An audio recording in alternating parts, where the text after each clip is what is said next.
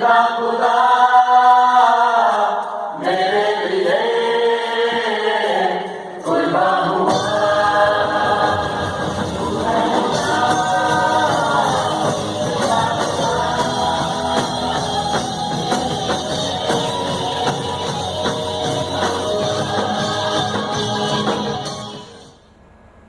Hallelujah, praise the Lord. इस पवित्र वार में एक बार फिर से अपने सभी दर्शकों को सलाम करते हैं। असेंबली बिलीवर चर्च निज़ामुद्दीन की कलीसिया को सलाम करते हैं और हम विश्वास करते हैं कि एक बार फिर से आज की सुबह हम सभी के लिए आशीष का कारण ठहरेगी। हमें मालूम है कि बहुत कठिन दौर से हम लोग सब गुजर रहे हैं, लेकिन धन्यवाद करते हैं कि परमेश्वर ने अपनी अद्भुत सामर्थ्य और अपने अनुग्रह में हमें बना करके रखा है कि हम इस समय में भी, ऐसे समय में भी परमेश्वर के साथ रह करके उसकी शुक्रगुजारी कर सकते हैं, इबादत कर सकते हैं और उसका कलाम पढ़ सकते हैं और ईमान में एक दूसरे को इनकरेज कर सकते हैं। जितने लोग इन दिनों परमेश्वर की सेवकाई को बदस्तूर अंजाम दे रहे हैं, उन सभी के लिए परमेश्वर का शुक्रगुजारी करते हैं और दुआ करते हैं कि खुदा बाप आपको इस ऑनलाइन की सेवकाई के वसीले से प्रचार करने वालों को भी, आराधना करने वालों को भी और जितने इनके दर्शक हैं उन सबों को भी इसी सेवकाई के वसीले से हमें अपनी परमेश्वर अपनी कलीसिया में यीशु मसीह अपनी देह में और मजबूती बख्शे और ये सब बातें पूरी दुनिया के लिए बड़ी बरकत का बाइस ठहरने पाएँ। हमारी दुआ है कि आज की पवित्र आराधना आप सब के लिए बहुत आशीषों का कारण ठहरे। हम विश्वास करते हैं कि प्रभु आपको आज की आराधना के द्वारा भी आशीष देगा। आप को परमेश्वर में एक बार फिर से बरकत देते हैं और आइए हम मिल करके परमेश्वर की स्तुति गान करें, उसकी आराधना करें। और हमारे साथ आज भी कुछ आराधक हैं और हम सब मिल करके आराधना करके परमेश्वर के नाम को धन्य धन्य कहेंगे और उसके बाद हम खुदा के कलाम की तरफ चलेंगे। और मेरी दुआ है कि आज जब आप इस रिकॉर्डिंग को देख रहे हो, आज जब आप इस इबादत में शामिल हो, तो मेरी आपसे एक ही गुजारिश रहती है कि आप जब इबादत का मूड बना के बैठें, इबादत की आत्मा में बैठें, तो मेरी दिली ख्वाहिश रहती है कि जब कोई इबादत करे तो वो सिर्फ इबादत के लिए ही बैठे, ना तो वो अपने फेसबुक के पेज को स्वैप करे और ना ही क्या कहते हैं अपने यूट्यूब चैनल को बदले इधर से उधर। आप किसी भी खुदा के खादिम के साथ या अपनी कलीसिया के साथ, आपका फ़र्ज़ बनता है कि आप कलीसिया के साथ इतवार की आराधना जैसे करते थे बिल्डिंग के अंदर, वैसे ही ऑनलाइन भी एक साथ बैठ कर के आराधना करें और यही सोच कर के करें कि मैं अपने चर्च में बैठा हूँ और परमेश्वर की आराधना कर रहा हूँ या कर रही हूँ। क्योंकि जब आप आराधना के लिए बैठते हैं तो आप परमेश्वर के प्रेजेंस को फील कर पाते हैं और परमेश्वर की प्रेजेंस ही हमें बरकत देती है, हमें अंधकार के हाकिमों से छुड़ा लेती है, सब कमज़ोरियों से छुड़ा लेती है, क्योंकि परमेश्वर की प्रेजेंस ही हमें आकर के ब्लेस करती है। और परमेश्वर की प्रेजेंस हर एक उस जगह पर रही है जहाँ पर लोग आराधना का मन बना करके बैठे हैं, इबादत करने की तैयारी से बैठे हैं, वहाँ पर परमेश्वर उपस्थित हो जाता है। और आपके परिवार में 2 या 3 लोग होंगे, परिवार के सारे सदस्य होंगे या जितने भी लोग आराधना में इस समय शामिल हैं, हमारी दुआ है कि परमेश्वर की उपस्थिति आपको घेर लेने पाए और आज की आराधना आप सबके लिए और हम सबके लिए बड़ी बरकत का बाइस बने। आइए मिलकर के अपने हृदय को तैयार करें, परमेश्वर की आराधना करें।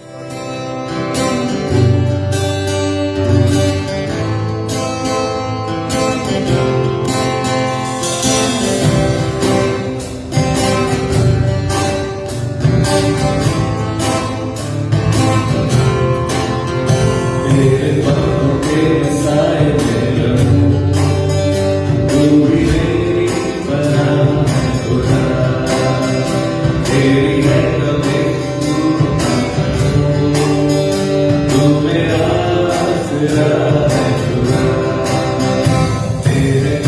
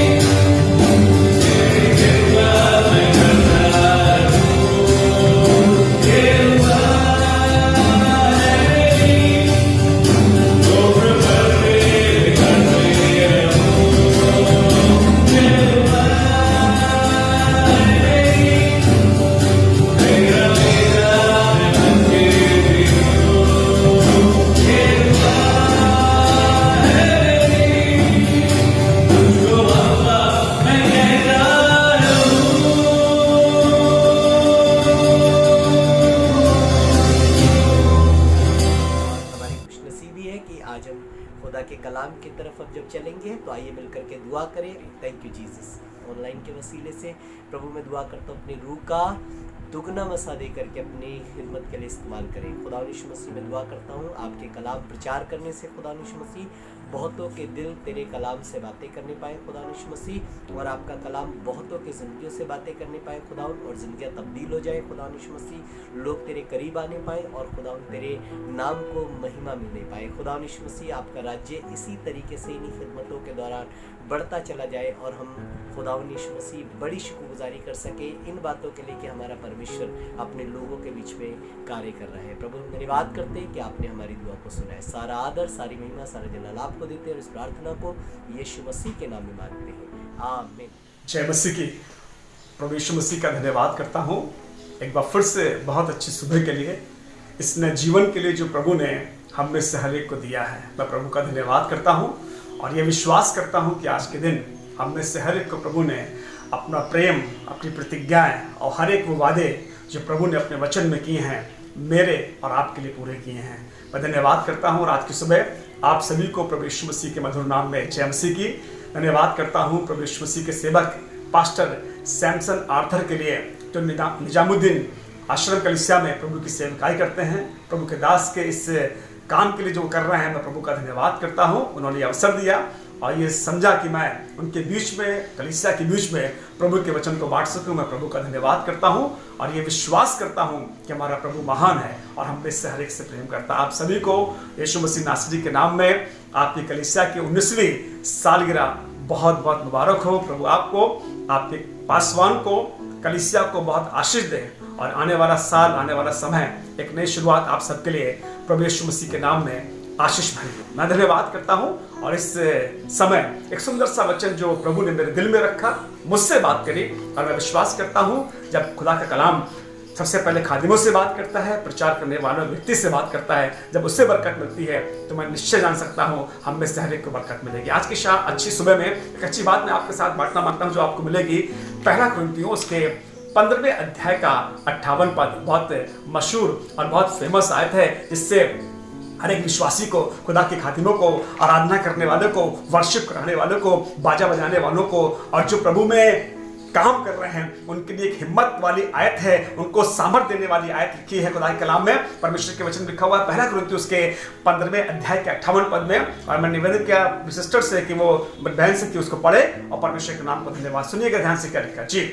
इसलिए हे मेरे प्रिय भाइयों, इसलिए हे मेरे प्रिय भाइयों, देखिए लिखा हुआ है इसलिए हे मेरे प्रिय भाइयों। पौलुस कहने लगा कुरिन्थुस की कलीसिया को, हे मेरे प्रिय भाइयों, बहनों, छोटे बच्चों, बुजुर्गों, एक अच्छी बात आपकी लिखी हुई है, मेरे लिखी हुई है। सो हे मेरे प्रिय भाइयों और आगे जी, दृढ़ और अटल रहो। दृढ़ और अटल रहो। लिखा हुआ है कि सो मेरे भाइयों दृढ़ और अटल रहो। दो चीजें, दृढ़ और अटल रहना। ये बहुत मुश्किल होता है, लेकिन पौलुस सिखाना मांग रहा है कि हम जो प्रभु के लोग हैं, हम प्रभु की आराधना करते हैं, प्रभु की उपासना करते हैं, यीशु मसीह को अपना जीवन दिया है, तो दो चीजें बहुत महत्वपूर्ण। पहली चीज दृढ़ और अटल रहना। कई बार लोग दृढ़ और अटल नहीं रह पाते हैं और कहीं ना कहीं मसीह जीवन की दौड़ बहुत अच्छी नहीं है। मैंने 18 साल से मैं प्रभु की सेवा कर रहा हूं और मैंने देखा बहुत बार उतार चढ़ाव फरुखाबाद कलीसिया में आए हैं, लेकिन मैंने सीखा दृढ़ और अटल।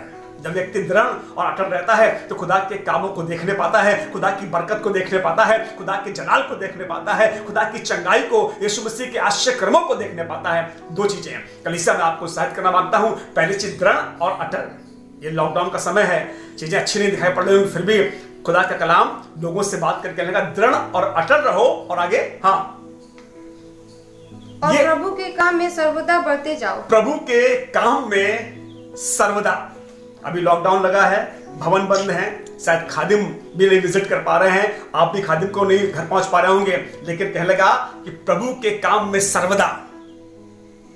चाहे कर्फ्यू लगे, चाहे महामारियां आए, चाहे भूकंप आए, चाहे परेशानियां कितनी बड़ी जाए, कहने लगा प्रभु के काम में सर्वदा बढ़ते जाओ। और फिर नीचे लिखा हुआ ये जानकर कि प्रभु में तुम्हारा कोई परिश्रम व्यर्थ नहीं है। मैं प्रभु यीशु मसीह का धन्यवाद करता हूं और आप सबको उत्साहित करना मांगता हूं जो आप आज इससे वचन को सुन रहे हैं। पहली चीज दृढ़ और अटल रहिएगा, यह जानकर कि प्रभु में तुम्हारा कोई परिश्रम व्यर्थ नहीं है। आपको पता है बहुत बारी लोग कहने लगे अरे हमने तो प्रभु के लिए बहुत काम किए हैं, बहुत सेवकाई की है, बहुत सारी कन्वेंशन में हमने दान दिया है, हमने पासवान को खाना खिलाया है, हमने कलीसिया में बड़े बड़े काम किए हैं, पता नहीं परमेश्वर अब क्या होगा। हमने जो प्रभु में प्रेम दिखाया है, अपने बच्चों को खुदा के घर में दे दिया है, अपने लोगों को खुदा के घर में दे दिया है, हमारे बच्चे खुदा के घर में काम करते हैं, हम भी प्रभु घर में काम करते हैं। मैं आपको तरह मानता हूं परमेश्वर भला है, प्रभु के काम में बढ़ते चले। ये जानकर तुम्हारा प्रभु में कोई परिश्रम व्यर्थ नहीं है, क्योंकि इब्रानियों की पत्री के 6 अध्याय के 10 पद में, इब्रानियों की किताब उसके 6 अध्याय के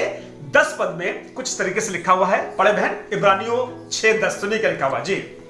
क्योंकि परमेश्वर अन्यायी नहीं, क्योंकि परमेश्वर अन्याय नहीं है। ध्यान सुनिएगा, कलीसिया के लोगों, मेरी उन्नति के लिए, आपकी उन्नति के लिए ये बताना मांगता हूं, जिस परमेश्वर की हम सेवा करते हैं, जिस प्रभु की हम आराधना करते हैं, वो अन्याय नहीं है।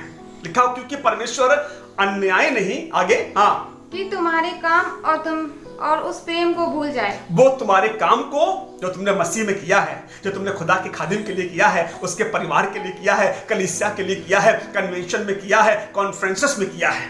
लिखा हुआ है प्रभु अन्याय नहीं, कि तुम्हारे काम और तुम्हारे उस प्रेम को जो तुमने लोगों के साथ में किया है, तुमने किसी गरीब के साथ में प्रेम किया है, तुमने खुदा के कलाम से प्रेम किया है, खुदा के कामों से प्रेम किया है, ऐसा नहीं कि तुम्हारे काम को भूल जाए। यही तो प्रभु यीशु मसीह की विशेषता है, यही तो परमेश्वर का प्रेम है कि वो मेरे काम को, मेरे काम को और मेरे प्रेम को जो मैंने मसीह में किया है भूलता नहीं है। 18 साल से मैं प्रभु की सेवा कर रहा हूँ। सैमसन भैया को 19 साल हो जाएंगे। सैमसन भैया भी इस वाली बात के गवाह होंगे कि जितना परिश्रम और जितना काम उन्होंने प्रभु के लिए किया है, जितना प्रेम उन्होंने प्रभु के लोगों को दिखाया है, कई बार तो लगता होगा, पर धन्यवाद करते हैं कि परमेश्वर अन्यायी नहीं है। अरे वो मनुष्य थोड़ी ना है जो जिसके कई बार हम मनुष्यों के लिए करते हैं, अपने रिश्तेदारों के लिए, अपने दोस्तों के लिए, अपने भाइयों के लिए। कई बार हमारे रिश्तेदार, हमारे दोस्त, हमारे भाई उस काम को भूल जाते हैं, उस प्रेम को भूल जाते हैं और फिर कहते हैं कि आप कौन सा बड़ा काम कर दिया। अरे कर दिया तो कर दिया, ये तो उनका फर्ज था। कई बार मनुष्य तो ये वाली बातें बोलता है, पर मैं धन्यवाद करता हूँ आसमान के खुदा का, उस परमेश्वर का जिसकी मैं आराधना करता हूँ, जिसके खुदा के खादिम आराधना कर रहे हैं, विश्वासी आराधना करते हैं। मैं आपको बताना मांगता हूँ परमेश्वर के वचन लिखा, प्रभु अन्याय नहीं है। ध्यान सुनिएगा, प्रभु अन्याय नहीं है। जो मेरे प्रेम को और उस काम को जो मैंने मसीह में किया है, मैं दिन रात प्रभु के काम में लगा हुआ हूँ। कभी इस गाँव जा रहा हूँ, कभी उस शहर में जा रहा हूँ, कभी साइकिल चला रहा हूँ, कभी अपने कंधे पे गिटार टांगे हूँ, कभी बगल में कॉन्गो दबाए हूं, कभी मैं अपने चर्च में कलीसिया में कटन टांग रहा हूं, कभी बर्तन धो रहा हूं, कभी खाना खिला रहा हूं। मैं आपको बताना मांगता हूं परमेश्वर अन्याय नहीं है। तुम लोगों ने, कलीसिया के लोगों, आप लोगों ने जो कुछ भी किया है, मेरी बहन, अगर तूने प्रभु से प्रेम किया है, उसके लिए काम किया है, शायद तेरे मन में ख्याल चल रहे होंगे, पता नहीं प्रभु यीशु मसीह इसके बदले में हमें कुछ मिलेगा नहीं मिलेगा, पर मैं आपको बताना मांगता हूं परमेश्वर अन्यायी नहीं है, वो जो आपके कामों को भूल जाए। लगे रहिए सेवकाई में। इन दिनों में आपको लगता है कि मैं कैसे काम करूंगा, परमेश्वर के वचन को पढ़कर काम करिए, प्रार्थना करके काम करिए, उपवास रखिए, खुदा के खादिम के घर जाकर उनसे बातचीत करना शुरू करिए, और मैं आपको बताना मांगता हूं परमेश्वर आपको इसके बदले में आशीष देगा। जल्दी से मैं एक स्त्री के विषय में पढ़ रहा था, दूसरा राजा की किताब उसके 4थे अध्याय में, दूसरा राजा उसके 4थे अध्याय के 8 पद को मैं पढ़ रहा था, तो प्रभु ने मुझे बहुत आशीष दी। और मैं विश्वास करता हूं कि जब आप उसको पढ़ते हैं तो खुदा परमेश्वर के वचन में लिखा हुआ है, दूसरा राजा किताब उसके 4थे अध्याय के 8 पद में मैं पढ़ देता हूं। यहां पर लिखा हुआ है, और एक दिन एलिशा सुनेमेन को गया और वहां पर एक कुलीन स्त्री थी। आप जानते हैं ना, कहानी आपने पढ़ी होगी, आपने समझा होगा कि एलिशा जो खुदा का खादिम है, प्रभु का अभिषिक्त सेवक है, ये सुनेम नगर को गया। वहां पर एक कुलीन स्त्री थी। कुलीन का मतलब होता है पैसे वाली। खुदा खादिम वहां से जाया करता था प्रचार करने के लिए, कभी किसी गांव कभी किसी गांव। उसको मैं पढ़ देता हूं, आप ना निकालें, मैं पढ़ देता हूं। दूसरा राजा उसके 4थे अध्याय के 8 पद को पढ़ दीजिएगा अगर आपने निकाल लिया जी। एक दिन की बात है कि एलीशा सुनेम को गया, जहाँ एक कुलीन स्त्री थी, और उसने उसे रोटी खाने के लिए विनती की। लिखा हुआ, उसने उससे रोटी खाने के लिए एलीशा को विवश किया कि मेरे घर पर आना, खुदा खादिम रोटी खा के जाना। ये रोटी खाता था, फिर चला जाता था, रोटी खाता था, फिर चला जाता। जितनी बार ये खुदा खादिम उसके घर के सामने से निकलता था प्रचार करने के लिए कि आज इस गांव जा रहा है, ये देखती रहती थी। एक दिन ये खाना खा रहा था, इस स्त्री ने अपने पति से कहा, और पति के पास बैठ गई, कहने लगी सुनो। बोले हाँ बताओ। कहने लगे तुमको पता है हमारे घर में एक प्रभु का दास आता है, और बहुत अभिषिक्त दास है, और मैं देखती हूँ कि मैं उसे खाना खिलाती हूँ, उसके बाद वो खाना खा के पानी पीकर चला जाता है, कभी किसी गांव, कभी किसी गांव, कभी किसी शहर प्रचार करता है। एक मैंने देखा उसके बगल में एक झोला लटका हुआ है, उस बैग में कुछ किताबें रखी हुई हैं। मेरे मन में ख्याल आ रहा है, उसने कहा बताओ क्या ख्याल आ रहा है? उसने मेरे मन में ख्याल आ रहा है, क्यों ना हम अपने घर की छत पर उसके लिए एक कमरा बनवा दें। बहुत अच्छा ख्याल है इस स्त्री का। स्त्री बहुत अच्छा सोच रही है। काश कि हर स्त्री, हर पुरुष खुदा के खादिमों के लिए, परमेश्वर की सेवकाई के लिए, प्रभु के कामों के लिए ऐसे सोचे। उसने कहा कि मैं एक कमरा बनवा देती हूँ और अच्छी बात है, परमेश्वर का सेवक आएगा और हमारे घर में रुकेगा। मैंने देखा कई बार बेचारा चला जाता है, बरसात हो रही है, धूप हो रही है, कड़कती ठंड है, शायद सोने का मन करता होगा लेकिन नहीं सो पाता होगा। उसके पति ने कहा ठीक है बनवा दो। लिखा उसने एक कमरा बनवाया और मालूम क्या लिखा हुआ, आगे लिखा हुआ है उसने इसमें एक मेज, एक कुर्सी, एक दीवट, दीवट मतलब दिया, ताकि और एक खाट डाल दी, सब चीजें रख दी हैं। खुदा खादिम आराम करके लेटेगा, उसके बाद बाइबल पढ़ेगा, एक दिया रख दिया ताकि उसको अंधेरा ना महसूस हो। धन्यवाद करता हूँ, ये सारा काम उसने प्रभु की सेवा के लिए किया। एक दिन एलिशा अपने सेवक के साथ बैठा हुआ था, उसने मालूम क्या कहा? उसने कहा सेवक जरा उस स्त्री को बुलाकर लेकर आओ। स्त्री आई, उसने कहा कि बता मैं तेरे लिए क्या कर दूं? क्या तेरी चर्चा राजाओं से कर दूं, मंत्रियों से कर दूं, राष्ट्रपति से कर दूं? बता मैं तेरे लिए क्या करूं? उस स्त्री ने कहा नहीं, मैं तो अपने कुनबे में रहने वाली स्त्री हूं, मैं अपने घराने में रहती हूं और मुझे इन चीजों की आवश्यकता नहीं है, बस मैं परमेश्वर का डर रखूं, खुदा के काम में बढ़ती चली जाऊं। उसके सेवक ने कहा कि मालिक, बोले हाँ बताओ मालिक, एक प्रॉब्लम है। बोले बताओ क्या प्रॉब्लम है? कह रहे उसके पास में कोई संतान नहीं है क्योंकि वो बूढ़ी हो चुकी है, अब उसके पास संतान का सुख नहीं है।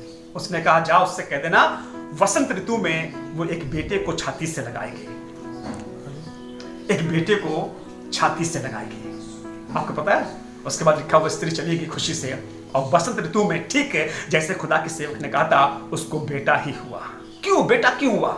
क्या कारण है? कारण यह है सुलेमान स्त्री, तुम्हारा प्रेम, तुम्हारे कामों को परमेश्वर भूला नहीं है। जो तुमने खुदा की सेवकाई के लिए खुदा के खादिम के साथ में किया है, उसको अपने घर में टिकाया है, उसके लिए ऊपर एक कमरा बनवा दिया है रहने के लिए। परमेश्वर भला है जो हमारे प्रेम को, हमारे काम को कभी नहीं भूलता, वो अन्याय नहीं है। मैं आपको ताना मांगता हूं, लगे रहिए प्रभु की सेवकाई में। आपको पता भी नहीं होगा किस घड़ी परमेश्वर का सेवक आकर, प्रभु के लोग आकर आपको बरकत दे देंगे। खुदा का हाथ आपके ऊपर आएगा। आपके बेटे, आपका बेटा, आपकी बेटी, जो आपको लग रहा है कैसे इनका भविष्य का कितना कैसा अच्छा होगा, खराब होगा, मैं आपको ताना मांगता हूं, जो प्रभु के लोगों में बने रहते हैं, जो प्रभु के काम में लगे रहते हैं, उनके बच्चों के भविष्य को मैंने बनते हुए देखा है। मैंने उनके जीवन को आशीषित होते हुए देखा है। मेरे प्रियजनों, आज जो आप प्रभु के वचन को सुन रहे हो, मैं आपसे सिंपल सिर्फ इतना कहना मांगता हूं, लगे रहिए प्रभु के काम में, क्योंकि परमेश्वर अन्यायी नहीं है कि वो तुम्हारे कामों को भूल गया है। मैं धन्यवाद करता हूं। लिखा हुआ प्रेरितों काम उसके 10वें अध्याय में, आपने पढ़ा होगा, प्रेरितों काम उसके 10वें अध्याय में लिखा हुआ है, एक व्यक्ति इसका नाम है कुरनेलियुस नाम है, और लिखा ये यहूदियों को बड़ा बड़ा दान दिया करता था, भवन में बहुत सारे काम किया करता था। मैं धन्यवाद करता हूं प्रभु यीशु मसीह का कि एक दिन जब कभी वो दान दिया करता होगा तो कई लोग कहते होंगे कि कुरनेलियुस तुम जो दान देते हो, जो तुम प्रार्थना करते हो, पता है इसका कोई रिजल्ट भी है। कई बार लोग आपसे भी कहते होंगे, जब तुम कन्वेंशन में पैसा लगाते हो, खुदा के हाथ में इतना पैसा दे देते हो, तुम जो घर में बाजे बजवा रहे हो, तुम जो कीबोर्ड खरीद के दे रहे हो, गिटार खरीद के दे रहे हो, खुदा के घर में इतनी सफाई कर रहे हो, कुछ रिजल्ट है भी उसका, पता भी है तुम्हारा दान कहाँ जाता है। अब तो आजकल की प्रॉब्लम बहुत हो गई है। मैंने देखा है कि कई बार लोग कलीसिया में खुदा के खादिम को 10 रुपए देते हैं और 10,000 का हिसाब पूछते हैं। कमाल की बात है, देखिए दिए 10 और पूछ रहे हैं 10,000 का हिसाब। कई बार आप तो दे रहे होंगे पर दूसरा आपके कान में आकर कह रहा होगा तुमने जो दान दिया है, पता नहीं तुम्हारा दान कहाँ गया होगा, है ना? कई बार मन में ख्याल आता होगा ना, मैं सही बोल रहा हूँ ना? यस। आप जब आप दान देते हो, कई बार लोग शैतान मन में डालता है तुम्हारा दान सही जगह जा रहा है कि नहीं जा रहा है। एक दिन कुरनेलियुस बहुत अच्छा है, ये दान दे देता है और प्रार्थना करता है। एक दोपहर को प्रार्थना कर रहा था, प्रार्थना करते करते सुनिए क्या हुआ, मध्याह्न सुनिए क्या हुआ। प्रार्थना करते करते हुआ एक फरिश्ता आया, उड़ता हुआ एक फरिश्ता आया और कुरनेलियुस को दर्शन दिए और मालूम क्या कहने लगा, हे कुरनेलियुस। उसने कहा हाँ बोल। उसने कहा तेरे दान, तेरा पैसा और तेरी प्रार्थनाएं परमेश्वर के पास पहुंचे हैं। हालेलुया, तेरे परमेश्वर के पास पहुंचे हैं। मैं आपको ताना मांगता हूं, कभी अगर आपकी जिंदगी में आपको किसी प्रकार का डाउट है, मेरे प्रियो डाउट मत करिएगा, क्योंकि परमेश्वर अन्याय नहीं है। जो कुछ आप उसके लिए करते हैं उसके बदले में वो आपको आशीष देता है, आपकी मनोकामनाओं को पूरा करता है। मैं गवाह हूँ, खुदा के खादिम गवाह हैं। हो सकता है जो जितने वचन सुन रहे फैमिली में वो गवाह होंगे कि परमेश्वर ने कैसे आशीष दी है। मैं से बताना मांगता हूँ और आज की सुबह उत्साहित करना मांगता हूँ, प्रभु के काम में सर्वदा बढ़ते चले जाओ, ये जानकर कि परमेश्वर अन्याय नहीं है। अपने बच्चों से कहो, बेटा प्रभु के काम में लगे रहना, वो अन्याय नहीं है। एक दिन तुम्हें अच्छी जॉब देगा, तुम्हें अच्छा बिजनेस देगा, तुम्हारी अच्छी जगह शादी होगी, तुम्हारे घर में परमेश्वर की बरकतें आएंगी। लगे रहना, क्योंकि जिस प्रभु की मैं सेवा करता हूँ वो जीवित परमेश्वर है। अरे वो तो समुद्र से रास्ता बनाने की सामर्थ्य रखता है, अरे वो चट्टान से पानी पिलाने की सामर्थ्य रखता है, वो आसमान से मन्ना खिलाने की सामर्थ्य रखता है। हम ऐसे जीवित परमेश्वर की आराधना करते हैं जो 4 दिन के मुर्दे लाजर को भी जिंदा करने की सामर्थ्य रखता है। लगे रहिए प्रभु के काम में। बाइबल में लिखा हुआ है, राहाब वेश्या के विषय में हम सबने पढ़ा हुआ है, लिखा हुआ है यरीहो में प्रभु के 2 दास गए। पढ़ा ना आपने? जब इसको पढ़ता हूं कि यहोशू उसके दूसरे अध्याय में लिखा हुआ है कि पहले पद में राहाब के विषय में हम सबने पढ़ा हुआ है कि किस तरीके से प्रभु के सेवक गए और राहाब वेश्या ने अपने घर में सेवकों को टिका लिया। राजा के कर्मचारियों से उसने झूठ बोल दिया। पता चला राजा को कि इजरायली भेद लेने के लिए आए यरीहो का, लिखा हुआ है उसने उनसे झूठ बोल दिया, राजा से झूठ बोल दिया, बगावत कर ली है, अपने देश से, अपने राज्य से बगावत कर ली है। उसके लोग कर्मचारियों ने पूछा कि क्या तेरे यहाँ कुछ लोग आए हैं? उसने कहा, भाई मैं तो वेश्या हूँ, मेरा तो काम ही यही है, मेरे पास मर्द आते हैं, आदमी आते हैं और रात भर सो के चले जाते हैं, मेरा तो काम ही यही है। आए होंगे कहीं दूर से, मुझे ज्यादा तो नहीं पता है। आपको पता है इसने कर्मचारियों से झूठ बोल दिया और लिखा हुआ है उनको छत पे ले जाकर सनई के लकड़ी के नीचे छुपा दिया। वेश्या, राहाब तुम ये क्या कर रही हो? तुम एक वेश्या होकर इतना बड़ा काम क्यों कर रही हो? अब बाइबल में लिखा, उसके बाद आप पढ़ लीजिए कि मेरे पास समय बहुत ज्यादा नहीं है। लिखा हुआ है जब इजराइल ने इस पर चढ़ाई करी तो राहाब का पूरा परिवार, खानदान बच गया। पूरा खानदान राहाब का बच गया। मालूम क्यों? क्योंकि तुम्हारा काम और तुम्हारा प्रेम जो तुमने प्रभु में किया है व्यर्थ नहीं है। परमेश्वर अन्याय नहीं है। राहाब वेश्या, परमेश्वर अन्याय नहीं है। इतने नहीं, आपको पता है यहोशू के दूसरे अध्याय में राहाब का जिक्र है।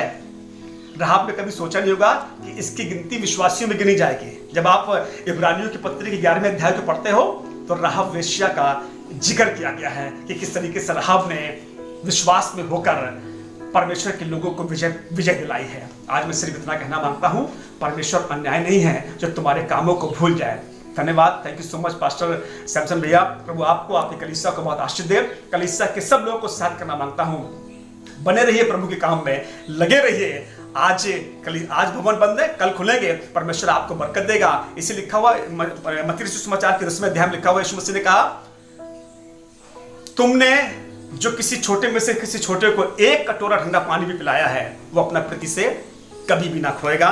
इब्रानियों की पत्री उसके 6 अध्याय में लिखा हुआ है, प्रभु के काम में सर्वदा बढ़ते चले जाओ। प्रभु आप सबको बहुत आशीष दे। मैं धन्यवाद करता हूं एक बार फिर से प्रभु के अच्छे सेवक का जिन्होंने मुझे अवसर दिया। मैं लास्ट टाइम और ये कहना चाहता हूं आप सबसे, सुनिए क्या कहना चाहता हूं, परमेश्वर अन्यायी नहीं है। 18 साल से सेवा कर रहा हूं। अभी जब कलीसिया खुली थी, एक आंटी आई थी कोड़ से, कोड़िन थी वो। कोड़ वाले ऐसे हाथ होते, देखिए मेरी तरफ ऐसे होते हैं, डॉक्टर के पास का इलाज नहीं है। प्रार्थना करी, दूसरे समझे उनकी उंगलियां खुल गई। चेन से लोग बांध के लेकर आए थे, भारी भारी ऐसे लोग आए थे जो नशे में धुत थे। धन्यवाद करता हूं फरुखाबाद की कलीसिया में खुदा ने काम किया है। इसलिए नहीं कि मैं अच्छा हूं, मेरी दुआएं बहुत अच्छी हैं, नहीं, पर इसलिए हुआ है कि जो परिश्रम मैंने प्रभु में किया है, जो काम मैंने प्रभु के लिए किया है, अब समझ में आता है कि परमेश्वर अन्यायी नहीं है। मेरे लोग तो भूल सकते हैं, मेरे परिवार के लोग भूल सकते हैं, पर मैं धन्यवाद करता हूं अपने हाथ को जोड़कर कि खुदावन यीशु मसीह मेरे और आपके प्रेम को और कामों को कभी नहीं भूलता है। God bless you. प्रभु आपको आशीष दे। लगे रहिए प्रभु की सेवा में। प्रभु का अनुग्रह आप पर बढ़ता चला जाए। जय मसीह की।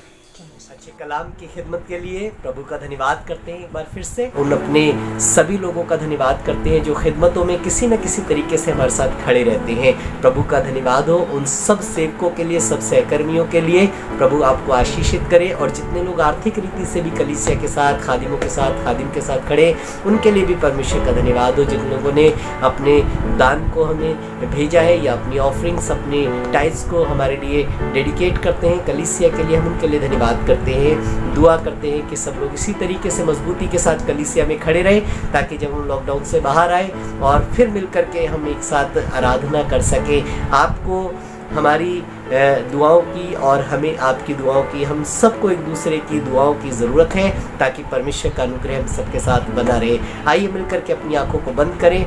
Next Sunday please don't miss next Sunday. आपसे रिक्वेस्ट होगी कि आप इसको बिल्कुल मिस ना करें और अभी से खुश रहें और हमारे लिए दुआ करते रहें। आइए मिलकर के अपनी आंखों को बंद करें और खुदा के कलाम की बरकत को हासिल करें। Thank you Jesus.